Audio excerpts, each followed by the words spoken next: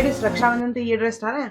हाँ ये तो वरी मस्त ड्रेस है रक्षाबंधन मस्त ले लॻंदी ना है। मस्त मस्त लग मम्मी रही है। मम्मी ये तर्स- केरो वडा 5 मिंट तर्स या पो ये ॿुधायां वारी ॾिसो। ये भी हाँ सुठी थी ये लॻे भी पई। सुठी आ मम्मी मम्मी ये तर्स केरो ने वडा चयो मैंने ॾिसां छा थियो। मासी ये अखर तो पढ़ण ही नथा अचन। अरे हे त सिंधी अखर आहिनि। हाँ मासी यही तो वर्ड नथा अचन। अरे केड़ी वॾी ॻाल्हि आ, मां तुंहिंजे लाइ इहो ई त सरप्राइज़ खणी आई आहियां, ख़बर थी। अच वे हाणे ॾेखारियां मां तोखे। हाणे असांजो सरप्राइज़ ये आहिनि सिंधी लर्निंग कार्ड्स जेके ठाहिया विया आहिनि सिंधी संगत और सिंधी कूल जे पारां जेके सवले और सुठे नमूने सेखारींदा आहिनि सिंधी लैंग्वेज। यो केरो तरीक़ो आहे वरी नओ पढ़ण जो? इहो हिकु अहिड़ो तरीक़ो जंहिंमें ॿारनि खे मज़ो बि अचे और पढ़ाई बि थिए, हिकु इंट्रस्टिंग तरीक़ो, छाकाणि त इन्हनि कार्डनि जे रस्ते ॿार पढ़ी बि सघंदा और मज़ो बि कंदा।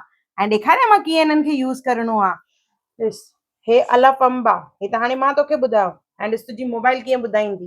हे स्कैनर आहे, असां स्कैन कंदासीं हिनखे।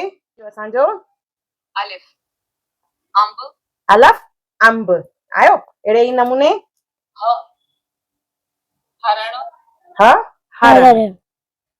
मम्मीअ खे बि परेशान करण जी ज़रूरत न आहे और ये कार्ड सां तूं पाण बि सिखी सघंदी आहे। तारो तारो ण वर्ण अच्छा द्री के वर्ण चइबो आहे। हल ये त हाणे कम ते लॻी वई थी, जल्दी सिंधी अखर सिखी वेंदे। हल मां त हलाएं थी पई हाणे। हा अचजे वरी पक्का पक्का। एल्बो ते लॻो।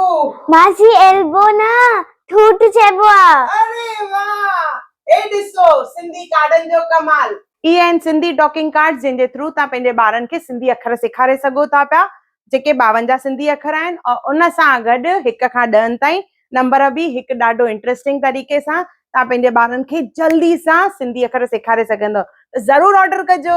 sindhibazaar.com ते इहे कार्ड्स अवेलेबल आहिनि, उते तव्हां ऑर्डर कंदव त घर वेठे सवलाई सां इहे कार्ड्स तव्हां वटि पहुची वेंदा। सिंधी कार्ड जरूर वठजो। जय झूलेलाल।